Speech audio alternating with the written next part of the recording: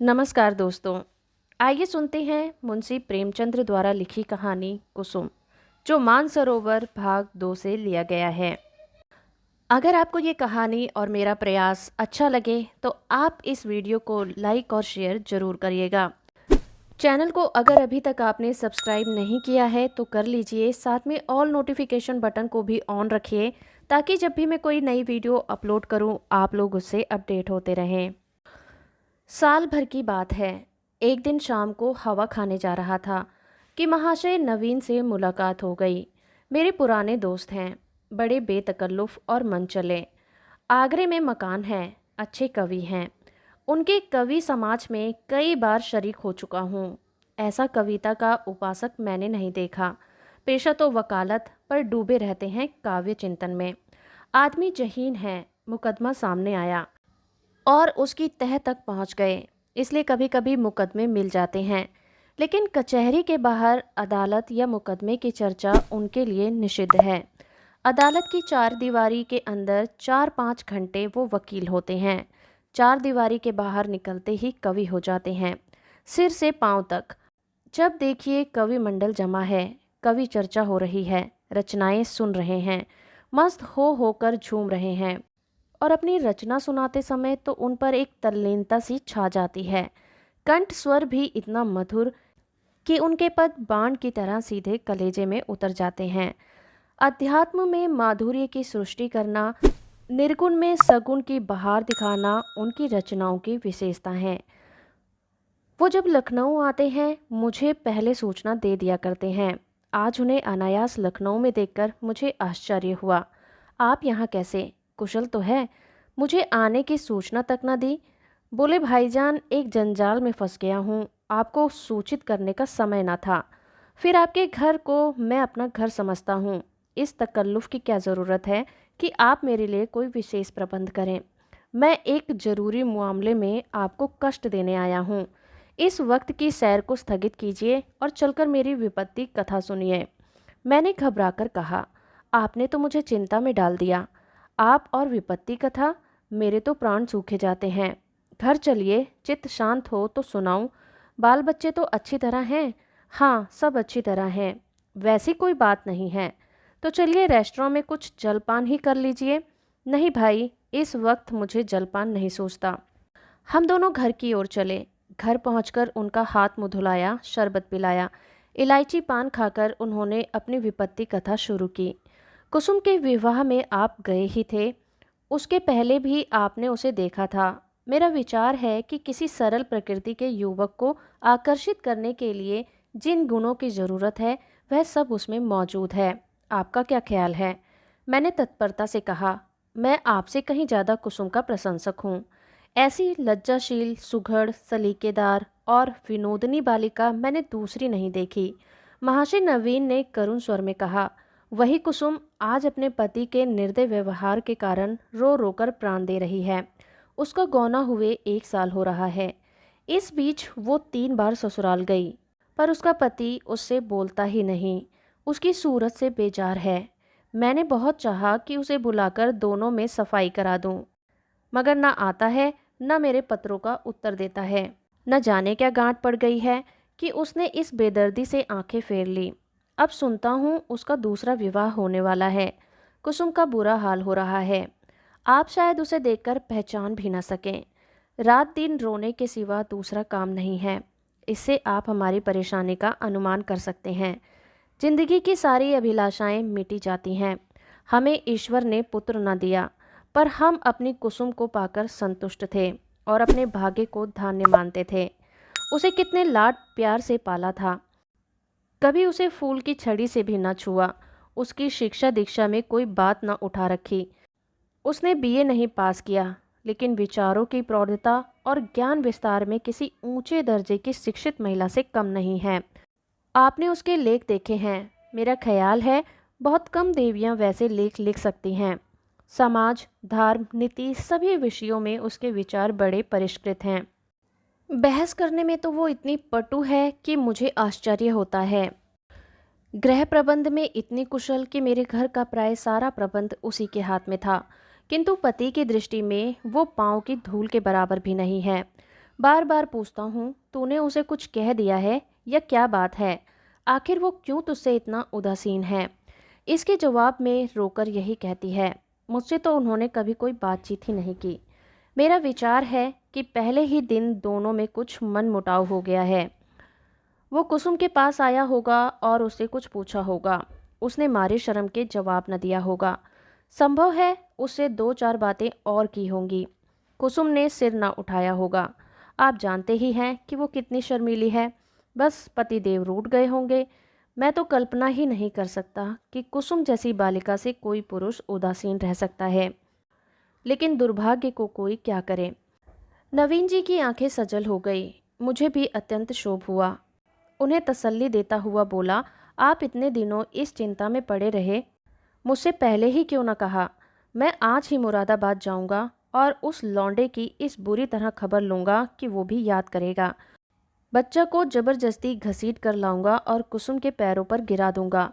नवीन जी मेरे आत्मविश्वास पर मुस्कुराकर बोले, आप उससे क्या कहेंगे यह न पूछिए। वंशीकरण के जितने मंत्र हैं उन सभी की परीक्षा करूंगा तो आप कदापि सफल न होंगे। वो इतना शीलवान, इतना विनम्र, इतना प्रसन्न मुख है, इतना मधुर भाषी कि आप वहाँ से उसके भक्त होकर लौटेंगे। वह नित्य आपके सामने हाथ बांधे खड़ा रहेगा। आपकी सारी कठोरता शांत हो जाएगी। आपके लिए तो एक ही साधन है। आपके कलम में जादू है। आपने कितने ही युवकों को सन्मार्ग पर लाया है। हृदय में सोई हुई मानवता को जगाना आपका कर्तव्य है। मैं चाहता हूँ आप कुसुम की ओर से ऐसा करुणाजनक, ऐसा दिल दहला देने वाला पत्र लिखें कि वो लज्जित हो जाए और उसकी प्रेम भावना सचेत हो उठे। मैं जीवन पर्यंत आपका आभारी रहूँगा। नवीन जी कवि ही तो ठहरे। इस तजवीज़ में वास्तविकता की अपेक्षा कवित्व ही की प्रधानता थी। आप मेरे कई गल्पों को पढ़कर रो पड़े हैं। इससे आपको विश्वास हो गया है कि मैं चतुर सपेरे की भांति जिस दिल को चाहूँ नचा सकता हूँ। आपको ये मालूम ही नहीं कि सभी मनुष्य कवि नहीं होते और ना एक से भावुक होते हैं। जिन गल्पों को पढ़कर आप रोए हैं, उन्हीं गल्पों को पढ़कर कितने ही सज्जनों ने विरक्त होकर पुस्तक फेंक दी है। पर इन बातों का अवसर न था। वो समझते कि मैं अपना गला छुड़ाना चाहता हूँ। इसलिए मैंने सहृदय से कहा, आपको बहुत दूर की सूझी और मैं इस प्रस्ताव से सहमत हूँ। और यद्यपि आपने मेरी भक्ति का अनुमान करने में अतियुक्ति से काम लिया है, लेकिन मैं आपको निराश न करूँगा। मैं पत्र लिखूँगा और यथाशक्ति उस युवक की न्याय बुद्धि को जगाने की चेष्टा भी करूँगा। लेकिन आप अनुचित न समझें तो पहले मुझे वो पत्र दिखा दें जो कुसुम ने अपने पति के नाम लिखे थे। उसने पत्र तो लौटा ही दिए हैं और यदि कुसुम ने उन्हें फाड़ नहीं डाला है तो उसके पास होंगे। उन पत्रों को देखने से मुझे ज्ञात हो जाएगा कि किन पहलुओं पर लिखने की गुंजाइश बाकी है। नवीन जी ने जेब से पत्रों का एक पुलिंदा निकालकर मेरे सामने रख दिया और बोले, मैं जानता था आप इन पत्रों को देखना चाहेंगे, इसलिए उन्हें साथ ही लेता आया हूँ। आप इन्हें शौक से पढ़ें। कुसुम जैसी मेरी लड़की है, वैसी ही आपकी भी लड़की है। आपसे क्या पर्दा। सुगंधित गुलाबी चिकने कागज पर बहुत ही सुंदर अक्षरों में लिखे उन पत्रों को मैंने पढ़ना शुरू किया। मेरे स्वामी, मुझे यहाँ आए एक सप्ताह हो गया, लेकिन आंखें पल भर के लिए भी नहीं झपकी। सारी रात करवटें बदलते बीत जाती हैं। बार बार सोचती हूँ, मुझसे ऐसा क्या अपराध हुआ कि उसकी आप मुझे ये सज़ा दे रहे हैं। आप मुझे झिड़कें, घुड़कें, कोसें, इच्छा हो तो मेरे कान भी पकड़ें। मैं इन सभी सजाओं को सह लूँगी, लेकिन यह निष्ठुरता नहीं सही जाती। मैं आपके घर एक सप्ताह रही। परमात्मा जानता है कि मेरे दिल में क्या क्या अरमान थे। मैंने कितनी बार चाहा कि आपसे कुछ पूछूं, आपसे अपने अपराधों की क्षमा कराऊं, लेकिन आप मेरी परछाई से भी दूर भागते थे। मुझे कोई अवसर न मिला। आपको याद होगा कि जब दोपहर को सारा घर सो जाता था तो मैं आपके कमरे में जाती थी और घंटों सिर झुकाए खड़ी रहती थी, पर आपने कभी आंख उठाकर न देखा।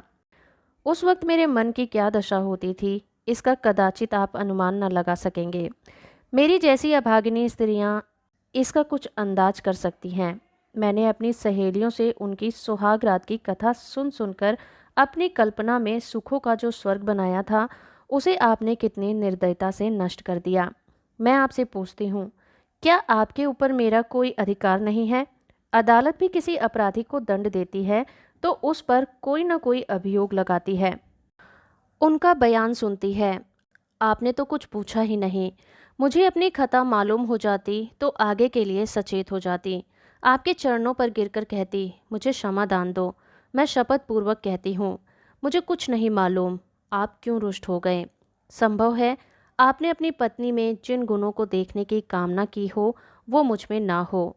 बेशक मैं अंग्रेजी नहीं पढ़ी लिखी, अंग्रेजी समाज की रीति रिवाज से परिचित नहीं, ना ही अंग्रेजी खेल खेलना जानती हूँ। और भी कितनी ही त्रुटियाँ मुझ में होंगी। मैं जानती हूँ कि मैं आपके योग्य ना थी। आपको मुझसे कहीं अधिक रूपवती, गुणवती, बुद्धिमती स्त्री मिलनी चाहिए थी। लेकिन मेरे देवता, दंड अपराधों का मिलना चाहिए, त्रुटियों का नहीं। फिर मैं तो आपके इशारे पर चलने को तैयार हूँ। आप मेरी दिलजोई करें, फिर देखिए मैं अपनी त्रुटियों को कितनी जल्द पूरा कर लेती हूँ। आपका प्रेम कटाक्ष मेरे रूप को प्रदीप्त, मेरी बुद्धि को तीव्र और मेरे भाग्य को बलवान कर देगा। वो विभूति पाकर मेरी कायाकल्प हो जाएगी। स्वामी, क्या आपने सोचा है आप यह क्रोध किस पर कर रहे हैं? वह अबला जो आपके चरणों में पड़ी हुई आपसे क्षमादान मांग रही है, जो जन्म जन्मांतर के लिए आपकी चेरी है, क्या इस क्रोध को सहन कर सकती है? मेरा दिल बहुत कमज़ोर है। मुझे रुलाकर आपको पश्चाताप के सिवा और क्या हाथ आएगा? इस क्रोधाग्नि की एक चिंगारी मुझे भस्म कर देने के लिए काफ़ी है। अगर आपकी यह इच्छा है कि मैं मर जाऊं, तो मैं मरने के लिए तैयार हूँ। केवल आपका इशारा चाहती हूँ। अगर मरने से आपका चित्त प्रसन्न हो तो मैं बड़े हर्ष से अपने को आपके चरणों में समर्पित कर दूंगी। मगर इतना कहे बिना नहीं रहा जाता कि मुझ में 100 ऐब हैं, पर एक गुण भी है। मुझे दावा है कि आपकी जितनी सेवा मैं कर सकती हूँ उतनी कोई दूसरी स्त्री नहीं कर सकती। आप विद्वान हैं, उदार हैं, मनोविज्ञान के पंडित हैं। आपकी लौंडी आपके सामने खड़ी दया की भीख मांग रही है। क्या उसे द्वार से ठुकरा दिया जाएगा? आपकी अपराधिनी कुसुम। यह पत्र पढ़कर मुझे रोमांच हो आया। यह बात मेरे लिए असहाय थी कि कोई स्त्री अपने पति की इतनी खुशामद करने पर मजबूर हो जाए। पुरुष अगर स्त्री से उदासीन रह सकता है तो स्त्री उसे क्यों नहीं ठुकरा सकती? वह दुष्ट समझता है कि विवाह ने एक स्त्री को उसका गुलाम बना दिया है। वो उस अबला पर जितना अत्याचार चाहे करे, कोई उसका हाथ नहीं पकड़ सकता, कोई चू भी नहीं कर सकता। पुरुष अपनी दूसरी, तीसरी, चौथी शादी कर सकता है। स्त्री से कोई संबंध ना रखकर भी उस पर उसी कठोरता से शासन कर सकता है। वह जानता है कि स्त्री कुल मर्यादा के बंधनों में जकड़ी हुई है। उसे रो रो कर मर जाने के सिवा और कोई उपाय नहीं है। अगर उसे भय होता कि औरत भी उसकी ईंट का जवाब पत्थर से नहीं, ईंट से भी नहीं, केवल थप्पड़ से दे सकती है, तो उसे कभी इस बदमिजाजी का साहस ना होता। बेचारी स्त्री कितनी विवश है। शायद मैं कुसुम की जगह होता तो इस निष्ठुरता का जवाब 10 गुनी कठोरता से देता, उसकी छाती पर मूंग दलता, संसार के हंसने की जरा भी चिंता न करता। समाज अबलाओं पर इतना जुल्म देख सकता है और चूं तक नहीं करता। उसके रोने या हंसने की मुझे जरा भी परवाह न होती। अरे अभागे युवक, तुझे खबर नहीं कि तू अपने भविष्य की गर्दन पर कितनी बेदर्दी से छुरी फेर रहा है। यह वो समय है जब पुरुष को अपने प्रणय भंडार से स्त्री के माता पिता, भाई बहन, सखियां सहेलियां सभी के प्रेम की पूर्ति करनी पड़ती है। मैंने दूसरा पत्र पढ़ना शुरू किया। मेरे जीवन धान 2 सप्ताह जवाब की प्रतीक्षा करने के बाद आज फिर वही उलाहना देने बैठी हूँ। जब मैंने ये पत्र लिखा था तो मेरा मन गवाही दे रहा था उसका उत्तर जरूर आएगा। आशा के विरुद्ध आशा लगाए हुए थी। मेरा मन अब भी इसे स्वीकार नहीं करता कि जानबूझकर उसका उत्तर नहीं दिया। कदाचित आपको अवकाश नहीं मिला, या ईश्वर न करे कि आप आश्वस्त तो नहीं हो गए। किससे पूछूं? इस विचार से भी मेरा हृदय कांप रहा है।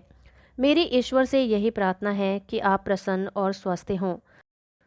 पत्र मुझे न लिखें ना सही, रोकर ही चुप हो जाऊंगी। आपको ईश्वर का वास्ता है, अगर आपको किसी प्रकार का कष्ट हो तो मुझे तुरंत पत्र लिखिए। मैं किसी को साथ लेकर आ जाऊंगी। मर्यादा और परिपाटी के बंधनों से मेरा जी घबराता है। ऐसी दशा में भी यदि आप मुझे अपनी सेवा से वंचित रखते हैं तो आप मुझसे मेरा ये अधिकार छीन रहे हैं जो मेरे जीवन की सबसे मूल्यवान वस्तु है। मैं आपसे और कुछ नहीं मांगती। आप मुझे मोटे से मोटा खिलाइए, मोटे से मोटा पहनाइए, मुझे जरा भी शिकायत ना होगी।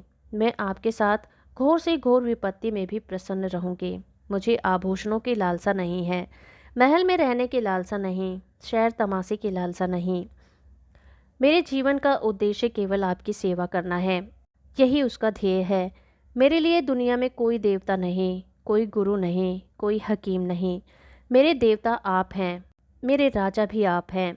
मुझे अपने चरणों से ना हटाइए, मुझे ठुकराइए नहीं। मैं सेवा और प्रेम के फूल लिए, कर्तव्य और व्रत की भेंट आंचल में सजाए आपकी सेवा में आई हूँ। शायद आपको पता नहीं आजकल मेरी क्या दशा है। यदि मालूम होता तो आप निष्ठुरता का व्यवहार न करते। आप पुरुष हैं, आपके हृदय में दया है, सहानुभूति है, उदारता है। मैं विश्वास नहीं कर सकती कि आप मुझ जैसी ना चीज पर क्रोध कर सकते हैं। मैं आपकी दया के योग्य हूँ। कितनी दुर्बल, कितनी अपंग, कितनी बेजुबान।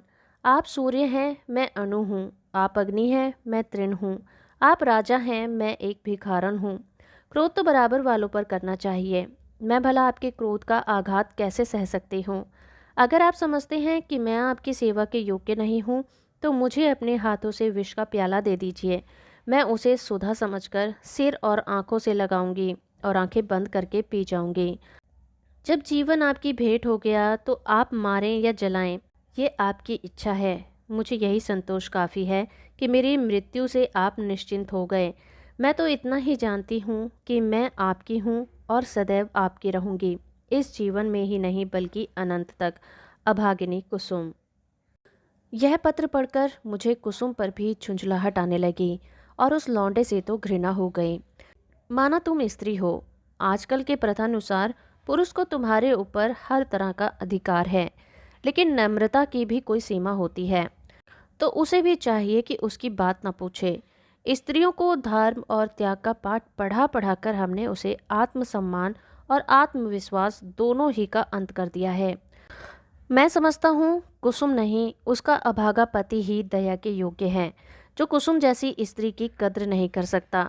मुझे ऐसा संदेह होने लगा कि इस लौंडे ने कोई दूसरा रोग पाल रखा है, किसी शिकारी के रंगीन जाल में फंसा हुआ है। खैर, मैंने तीसरा पत्र खोला। प्रियतम, अब मुझे मालूम हो गया है कि मेरी जिंदगी निरुद्देश्य है। जिस फूल को देखने वाला, चुनने वाला कोई नहीं, वो खिले तो क्यों खिले? क्या इसलिए कि मुरझाकर जमीन पर गिर पड़े और पैरों से कुचल दिया जाए? मैं आपके घर में 1 महीना रहकर दोबारा आई हूँ। ससुर जी ने ही मुझे बुलाया और उन्होंने ही विदा किया। इतने दिनों में आपके एक बार भी मुझे दर्शन न दिए। आप दिन में बीसों ही बार घर में आते थे, अपने भाई बहनों से हंसते बोलते थे या मित्रों के साथ सैर तमाशे देखते थे, लेकिन मेरे पास न आने की आपने कसम खा ली थी। मैंने कितनी बार आपके पास संदेशे भेजे, कितना अनुनय विनय किया, कितनी बार बेशर्मी करके आपके कमरे में गई, लेकिन आपने कभी मुझे आंख उठाकर भी ना देखा। मैं तो कल्पना ही नहीं कर सकती कि कोई प्राणी इतना हृदयहीन हो सकता है। प्रेम के योग्य नहीं, विश्वास के योग्य नहीं, सेवा करने के योग्य भी नहीं, तो क्या दया के योग्य भी नहीं? मैंने उस दिन कितनी मेहनत और प्रेम से आपके लिए रसगुल्ले बनाए थे, आपने उन्हें हाथ से छुआ भी नहीं। जब आप मुझसे इतने विरक्त हैं तो मेरी समझ में नहीं आता कि जीकर क्या करूं। न जाने वो कौन सी आशा है जो मुझे जीवित रखे हुए है। क्या अंधेर है कि आप सजा तो देते हैं पर अपराध नहीं बताते? ये कौन सी नीति है? इस 1 मास में मैंने मुश्किल से 10 दिन आपके घर में भोजन किया है। मैं इतनी कमज़ोर हो गई हूँ कि चलती हूँ तो आंखों के सामने अंधेरा छा जाता है। आंखों में जैसे ज्योति ही नहीं रही, हृदय में मानो रक्त का संचालन ही नहीं हो रहा। खैर, सता लीजिए जितना जी चाहे, अंत भी एक दिन हो ही जाएगा। अब तो मृत्यु पर ही सारी आशाएं टेकी हुई हैं। अब मुझे प्रतीत हो रहा है कि मेरे मरने की खबर पाकर आप उछलेंगे और हल्की सांसें लेंगे। आपकी आंखों में आंसू की एक बूंद भी न गिरेगी। पर यह दोष आपका नहीं, मेरा दुर्भाग्य है। उस जन्म में मैंने कोई बड़ा पाप किया था। मैं चाहती हूँ मैं भी आपकी परवाह न करूं, आप ही की भांति आपसे आंखें फेर लूं, दिल फेर लूं, लेकिन ना जाने क्यों मुझ में वो शक्ति नहीं है। क्या लता वृक्ष की भांति खड़ी रह सकती है? वृक्ष के लिए किसी सहारे की ज़रूरत नहीं। लता वो शक्ति कहाँ से लाए? वह तो वृक्ष से लिपटने के लिए पैदा हो गई है। उसे वृक्ष से अलग कर दो तो सूख जाएगी। मेरी एक सहेली है शन्नो, उसका इस साल पाणी ग्रहण हो गया है। उसका पति जब ससुराल आता है, सन्नो के पांव जमीन पर नहीं पड़ते। दिन भर में न जाने कितने रूप बदलती है। मुख कमल खिल जाता है, उल्लास संभाले नहीं संभलता। उसे बिखेरती लुटाती चलती है। हम जैसे अभागों के लिए जब आकर मेरे गले से लिपट जाती है तो हर्ष और उन्माद की वर्षा से जैसे मैं लथपथ हो जाती हूँ। दोनों अनुराग के मतवाले हो रहे हैं। उनके पास धन नहीं है, जायदाद नहीं है, मगर अपनी दरिद्रता में भी मगन है। इस अखंड प्रेम का एक क्षण उसकी तुलना में संसार की कौन सी वस्तु रखी जा सकती है? मैं जानती हूँ यह रंगरीलियाँ और बेफिक्रियाँ बहुत दिन न रहेंगी।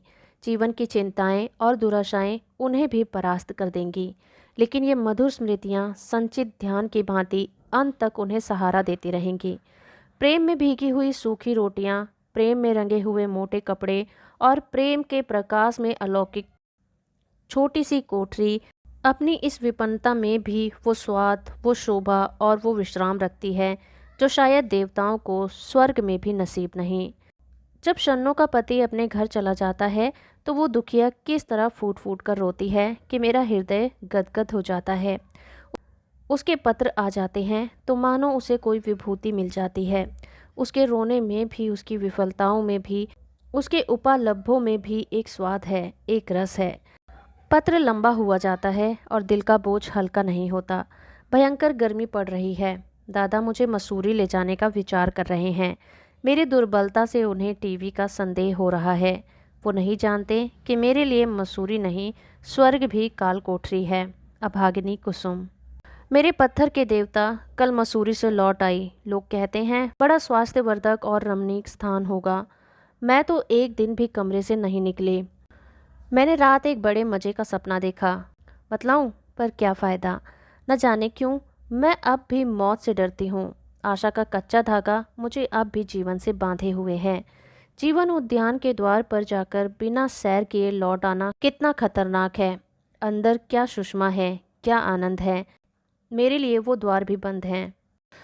कितनी अभिलाषाओं से विहार का आनंद उठाने चली थी, कितनी तैयारियों से, पर मेरे पहुंचते ही द्वार बंद हो गया। अच्छा बतलाओ, मैं मर जाऊंगी तो मेरी लाश पर आंसू की 2 बूंदें गिराओगे? जिसकी जिंदगी भर की जिम्मेदारियां ली थी, जिसकी सदैव के लिए बाह पकड़ी थी, क्या उसके साथ इतनी भी उदारता न करोगे? मरने वालों के अपराध सभी क्षमा कर दिया करते हैं। तुम भी क्षमा कर देना। आकर मेरे शव को अपने हाथों से नहलाना, अपने हाथ से सुहाग के सिंदूर लगाना, अपने हाथ से सुहाग की चूड़ियाँ पहनाना, अपने हाथ से मेरे मुंह में गंगा जल डालना और 4 पग कंधा दे देना। बस मेरी आत्मा संतुष्ट हो जाएगी और तुम्हें आशीर्वाद देगी। मैं वचन देती हूँ कि मालिक मेरे दरबार में तुम्हारा यश गाऊंगी। क्या यह भी महंगा सौदा है? इतने से शिष्टाचार से तुम अपनी सारी जिम्मेदारियों से मुक्त हो जाते हो। आह, मुझे विश्वास होता कि तुम इतना शिष्टाचार करोगे तो मैं कितनी खुशी से मौत का स्वागत करती। लेकिन मैं तुम्हारे साथ अन्याय न करूँगी। तुम कितने ही निष्ठुर हो, इतने निर्दयी नहीं हो सकते। मैं जानती हूँ तुम यह समाचार पाते ही आओगे और शायद एक क्षण के लिए मेरी शोक मृत्यु पर तुम्हारी आंखें रो पड़ेंगी। कहीं मैं अपने जीवन में यह शुभ अवसर देख पाती। अच्छा, क्या मैं एक प्रश्न पूछ सकती हूँ? नाराज न होना। क्या मेरी जगह किसी और सौभाग्यवती ने ले ली है? अगर ऐसा है तो बधाई। जरा उसका चित्र मेरे पास भेज देना। मैं उसकी पूजा करूँगी, उसके चरणों पर शीश नवाऊंगी। मैं जिस देवता को प्रसन्न न कर सकी, उसी देवता से वरदान प्राप्त कर लिया। ऐसी सौभाग्यनी के तो चरण धो धोकर पीना चाहिए। मेरी हार्दिक इच्छा है कि तुम उसके साथ सुखी रहो। यदि मैं उस देवी की कुछ सेवा कर सकती, परोक्ष रूप से ही तुम्हारे कुछ काम आ सकती, अब मुझे केवल उसका शुभ नाम और स्थान बता दो। मैं सिर के बल दौड़ी हुई उसके पास जाऊंगी और कहूँगी, देवी तुम्हारी लौंडी हूँ, इसलिए कि तुम मेरे स्वामी की प्रेमिका हो। मुझे अपने चरणों में शरण दे दो। मैं तुम्हारे लिए फूलों की सेज बिछाऊंगी। तुम्हारी मांग मोतियों से भरूंगी, तुम्हारी एड़ियों में महावर रचाऊंगी। यह मेरी जीवन की साधना है। यह ना समझना कि मैं जलूंगी या कुड़ूंगी। जलन तब होती है जब कोई मुझसे मेरी वस्तु छीन रहा हो। जिस वस्तु को अपना समझने पर मेरा कोई सौभाग्य ना हुआ, उसके लिए मुझे जलन क्यों हो। अभी कुछ लिखना था, लेकिन डॉक्टर साहब आ गए हैं। बेचारा हृदय दाह को टीवी समझ रहा है। दुख की सताई हुई कुसुम। इन दोनों पत्रों ने धैर्य का प्याला भर दिया। मैं बहुत ही आवेशहीन आदमी हूँ। भावुकता मुझे छू भी नहीं गई। अधिकांश कलाविदों की भांति मैं भी शब्दों से आंदोलित नहीं होता। क्या वस्तु दिल से निकलती है? क्या वस्तु केवल मर्म को स्पर्श करने के लिए लिखी गई है? यह भेद बहुधा मेरे साहित्यिक आनंद को बाधक हो जाता है। लेकिन इन पत्रों ने मुझे आपे से बाहर कर दिया। एक स्थान पर तो सचमुच मेरी आंखें भर आई। यह भावना कितनी वेदनापूर्ण थी कि वो बालिका जिस पर माता पिता प्राण छिड़कते रहते थे, विवाह होते ही इतनी विपदग्रस्त हो जाए। विवाह क्या हुआ, मानो उसकी चिता बनी। वो उसकी मौत का परखाना लिखा गया। इसमें संदेह नहीं कि ऐसी वैवाहिक दुर्घटनाएं कम होती हैं, लेकिन समाज की वर्तमान दशा में उसकी संभावना बनी रहती है। जब तक स्त्री पुरुष के अधिकार समान न होंगे, ऐसे आघात नित्य होते रहेंगे। दुर्बल को सताना कदाचित प्राणियों का स्वभाव है। काटने वाले कुत्तों से लोग दूर भागते हैं, सीधे कुत्ते पर विनोद के लिए पत्थर फेंकते हैं। तुम्हारे दो नौकर एक ही श्रेणी के हों, उनमें कभी झगड़ा न होगा, लेकिन आज उनमें से एक को अफसर और दूसरे को उसका मातहत बना दो, फिर देखो अफसर साहब अपने मातहत पर कितना रोब जमाते हैं। सुखमय दाम्पत्य की नींव अधिकार साम्य ही पर रखी जा सकती है।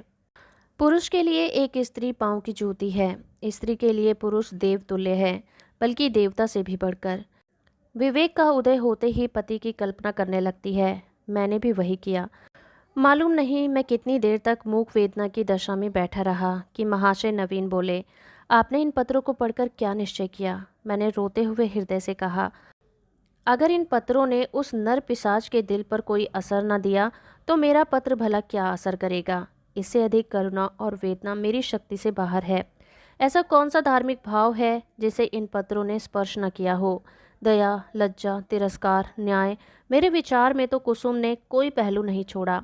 मेरे लिए अब यही अंतिम उपाय है कि उस शैतान के सिर पर सवार हो जाऊं और उसे मुंह दर मुंह बातें करके इस समस्या की तह तक पहुंचने की चेष्टा करूं। अगर उसने मुझे कोई संतोषप्रद उत्तर ना दिया, तो मैं उसका और अपना खून एक कर दूंगा। या तो मुझे को फांसी होगी या वो काले पानी जाएगा। कुसुम ने जिस धैर्य और साहस से काम लिया है, वो सराहनीय है। आप उसे सांत्वना दीजिए। मैं आज रात की गाड़ी से मुरादाबाद जाऊंगा और परसों तक जैसी कुछ परिस्थिति होगी, उसकी आपको सूचना दूंगा। मुझे तो यह कोई चरित्रहीन और बुद्धिहीन युवक मालूम होता है। मैं उस बहस में न जाने क्या क्या बकता रहा। इसके बाद हम दोनों भोजन करके स्टेशन चले गए। वह आगरे गए, मैंने मुरादाबाद का रास्ता लिया। उसके प्राण अब भी सूखे जाते थे कि क्रोध के आवेश में कोई पागलपन न कर बैठूं। मेरे बहुत समझाने पर उसका चित्त शांत हुआ। मैं प्रातःकाल मुरादाबाद पहुंचा और जांच शुरू कर दी। इस युवक के चरित्र के विषय में मुझे जो संदेह था वो गलत निकला। मोहल्ले में, कॉलेज में, इसके इष्ट मित्रों में सभी उसके प्रशंसक थे। अंधेरा और गहरा होता हुआ जान पड़ा। संध्या समय में उसके घर जा पहुंचा।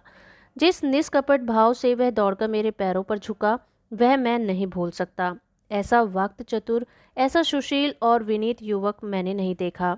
बाहर और भीतर से इतना आकाश पाताल का अंतर मैंने कभी नहीं देखा था।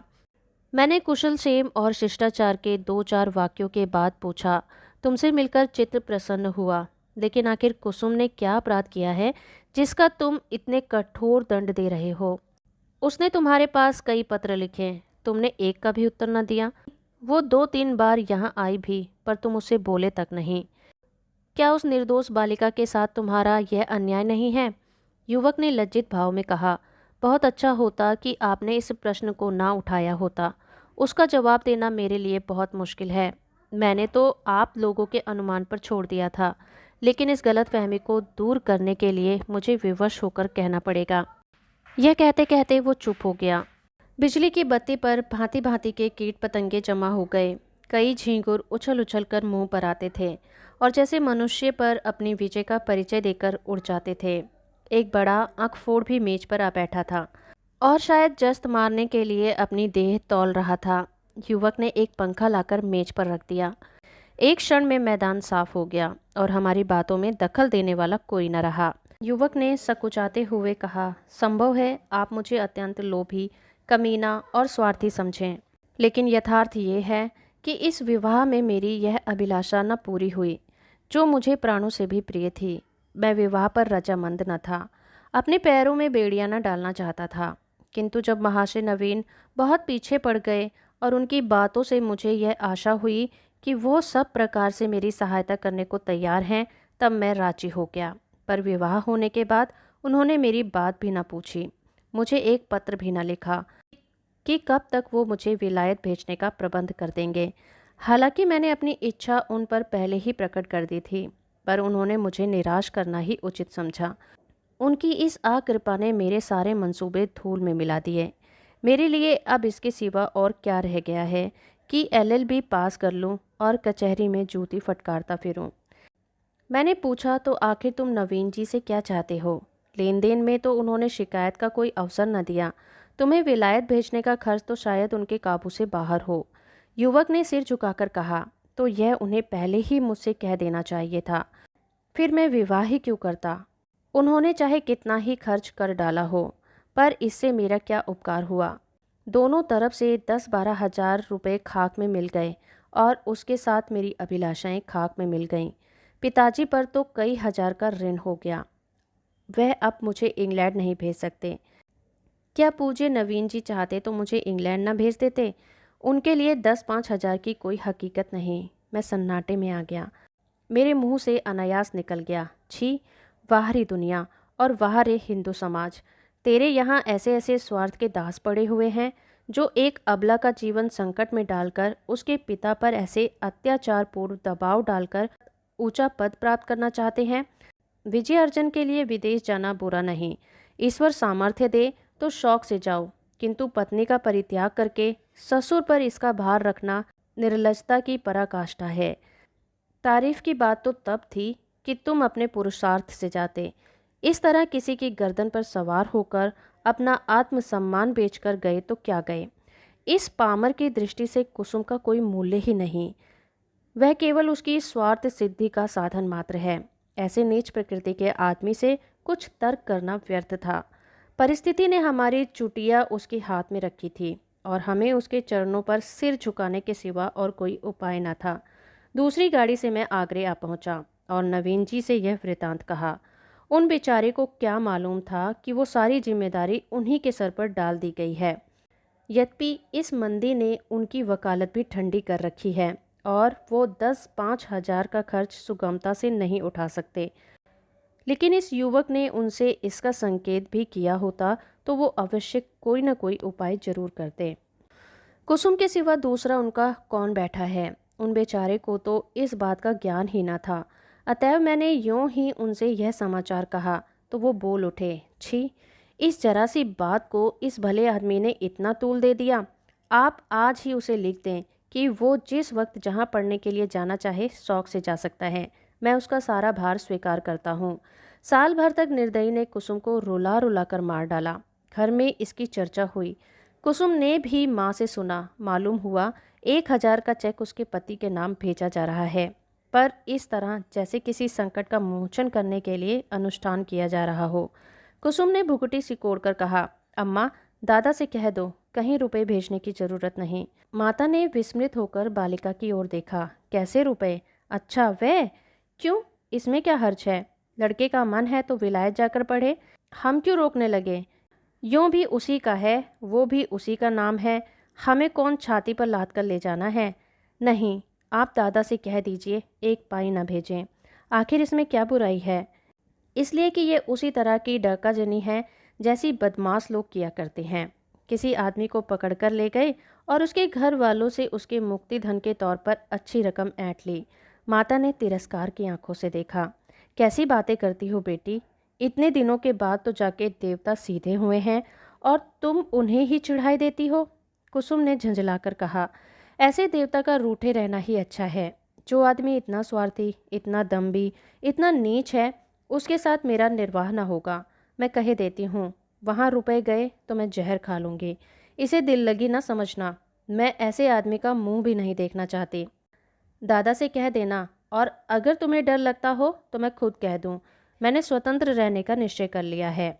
माँ ने देखा, लड़की का मुखमंडल आरक्त हो उठा है, मानो इस प्रश्न पर वो कुछ ना कहना चाहती हो और ना सुनना चाहती हो। दूसरे दिन नवीन जी ने यह हाल मुझसे कहा तो मैं एक आत्मविस्मृत की दिशा में दौड़ा हुआ गया और कुसुम को गले लगा लिया। मैं नारियों में ऐसा ही आत्माभिमान देखना चाहता हूँ। कुसुम ने वो कर दिखाया जो मेरे मन में था और जिसे प्रकट करने का साहस मुझ में न था। साल भर हो गया है, कुसुम ने पति के पास एक पत्र भी नहीं लिखा और ना उसका जिक्र ही करती है। नवीन जी ने कई बार जमाई को मना लाने की इच्छा प्रकट की, पर कुसुम उसका नाम भी सुनना नहीं चाहती। उसमें स्वावलंबन की ऐसी दृढ़ता आ गई है कि आश्चर्य होता है। उसके मुख पर निराशा और वेदना के पीलेपन और तेजहीनता की जगह स्वाभिमान और स्वतंत्रता की लाली और तेजस्विता भासित हो गई है। धन्यवाद।